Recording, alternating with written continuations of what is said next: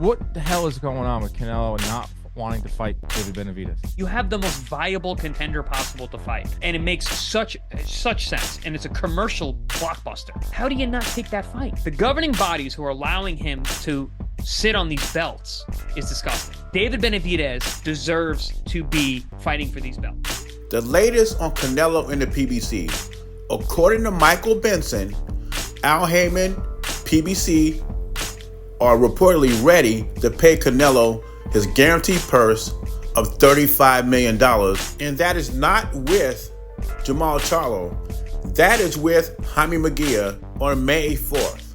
But not if he insists on fighting Jamal Charlo.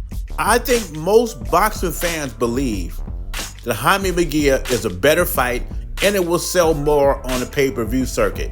But there's a couple of things that surprise me. You know, PBC always want to do in-house fights. So when they threw Jaime Munguia in the mix, who was promoted by Golden Boy and PBC has bad history, it surprises me that they want to co-promote with Golden Boy. Another thing that surprises me is, like I said before, PBC likes doing in-house fights. And if you're talking about a fight that would sell more or better than Jamal Charlo, why not throw David Benavidez in the mix in May? That is kind of weird to me. So they're telling Canelo, you either fight Munguia or you don't get your $35 million. And I'm down with the Munguia fight. But what does the contract says?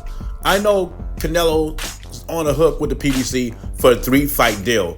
And it seems to me that the PBC is in a financial bind. Now, we know one of the names on the contract was Jamal Charlo. I don't think the second name was Jaime Munguia. And the PBC know the Jamal Charlo and Canelo fight is not going to do well in pay-per-view sales because everybody, not just boxing fans, but Canelo fans, do not want to see that fight. Even though I think Jaime Munguia will lose, I think Jaime Munguia will come to win. He's competitive, he's big, he's a strong kid. He'll give Canelo a much more competitive fight. I think Jamal Charlo is done, but the ultimate match to make is Canelo against David Benavidez. But I think the easiest $35 million or $70 million that Canelo will make is fighting the Charlo twins. And I think that's what Canelo wants. He wants the PBC to stand by that contract. And if he doesn't get his $35 million for Jamal Charlo fight, that's a breach of contract and then Canelo's out the door. So far, Rick Glazer is looking good. You know, all the criticism he took, but he called that. If they don't come with his $35 million in escrow, he's going to leave the PBC, and they can't do nothing about it. It's a lose-lose for the PBC. It's a win-win for Canelo. He can easily go to Matchroom or go to Saudi Arabia when they're paying that big bank. And I know Canelo wants the easy $35 million. Why not? If you could make $35 million easy, why wouldn't you do it?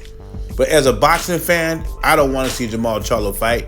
I can tolerate a Munguia fight because I know he's going to fight. But the ultimate fight all those boxing fans want to see, including Canelo fanboys, is the David Benavidez fight.